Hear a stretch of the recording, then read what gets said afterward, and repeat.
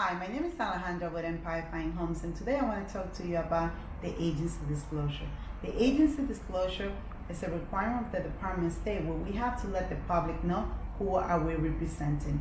Let's say that you come into my open house and I get this question asked all the time.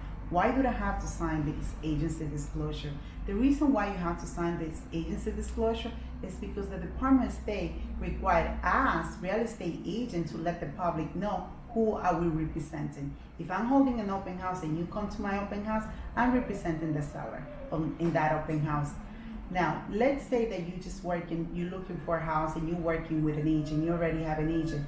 Ask that agent who they're representing. Are they representing you or are they representing the seller? It's a good question to ask because that will make the difference of how the negotiations are going to be done.